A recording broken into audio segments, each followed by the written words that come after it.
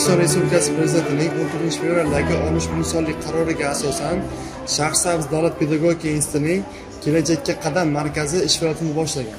Bu markazning asosiy vazifalari bitiruvchi talabalarning g'oyasi bor talabalarni g'oyasiga moliyalashtirishga ko'maklashish vazifasi kiradi. Bunda Kelajakka qadam markazi Oliy ta'lim fan va innovatsion vazirligi hamda O'zbekiston Respublikasi Milliy banki bilan hamkorlik kelishuvi asosida ochilgan markaz hisoblanadi.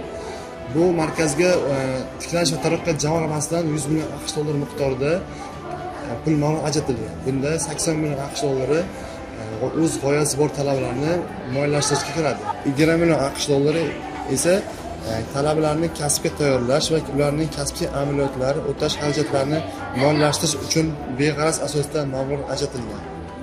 Hozirgi kunda Shaxsavz davlat pedagogika institutida 9 nafar talabalarga o'z g'oyasi bo'yicha imtiyozli kreditlar ajratilgan va o'sha imtiyozli kreditlar bo'yicha 9 nafar talabalarning o'z ish bandligi ta'minlangan. Joriy yilda Kelajakka qadam loyihasi bizning institutimizda ham o'z ish faoliyatini boshladi va men ham o'z tengdoshlarim qatorida u loyiha bilan obdan tanishib chiqdim. Keyinchalik o'zimning biznes loyiham bilan loyiha mutaxassislariga murojaat qildim. Loyiha mutaxassislari biznes rejamizni o'rganib chiqishdi va bizni biznes rejamizni qoplab bera oladigan va amalga oshira oladigan miqdorda kredit ajratishdi. Hozirgi kunda mana o'zim biznes loyihamni boshladim. Kelajakka qadam loyihasi orqali yana ham kelajagimga bir qadam yaqinroq bo'ldim. Bu loyiha nafaqat bizning kelajagimiz uchun, balki yurtimizning kelajagi uchun ham samarali loyiha bo'ldi deya olaman.